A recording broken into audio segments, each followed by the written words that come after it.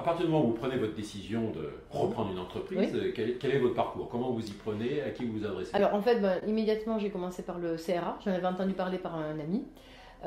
Donc je me suis inscrite avant même de quitter mon entreprise à la session de formation du CRA, donc j'ai enchaîné directement la formation qui m'a permis je dirais, d'approfondir tous les aspects liés au juridique et au financier que je maîtrisais. Dès que ma formation s'est terminée, j'ai eu l'opportunité de travailler sur un projet immédiatement dans le domaine des produits régionaux en Provence, donc c'était parfait. Et là par contre, j'ai passé 9 mois à me projeter sur un projet qui n'a pas abouti, puisque le cédant, finalement, à la fin, ne voulait plus céder. Donc le deuxième projet que j'ai étudié sérieusement, c'est suite à une annonce du CRA, c'était dans le domaine de l'événementiel. C'était une niche toujours, puisque je cherchais un marché de niche. Donc dans le domaine de l'événementiel pour les enfants. Donc en fait, ce projet a été assez vite, mais est allé jusqu'à la phase d'audit, où là j'ai abandonné, puisque ce que j'ai trouvé pendant l'audit ne m'a pas sécurisé du tout.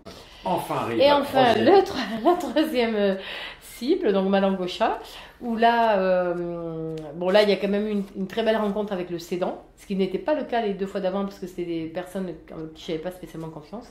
Et donc là, j'ai rencontré effectivement un cédant très jeune, de 37 ans, donc atypique, qui cédait son entreprise parce qu'il était conscient que s'il la cédait pas, elle allait disparaître, hein, puisqu'en fait, il était plus présent dans la structure depuis 4 ans. Il y était à temps très très très partiel, puisqu'il avait une autre activité à côté.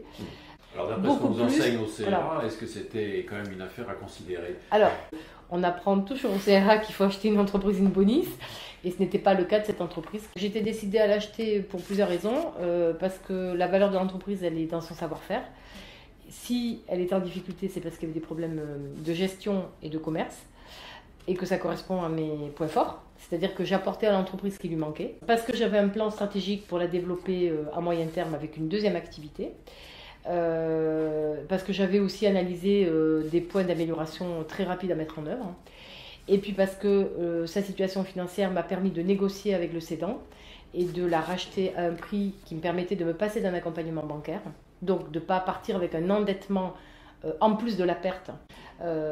Donc j'imagine que donc, les premiers mois étaient peut-être un peu difficiles Très sur le plan tendu, financier. très tendu sur la trésorerie, effectivement. Oui. Voilà. Très, très difficile. Et que pour autant, vous aviez besoin de relancer cette activité. Donc Absolument. il vous fallait quand même à nouveau Tout à fait. un financement pour développer l'activité. Voilà, donc j'ai très vite recherché un financement, c'était prévu d'emblée, hein, donc un financement complémentaire pour le BFR et pour le redéploiement de l'activité.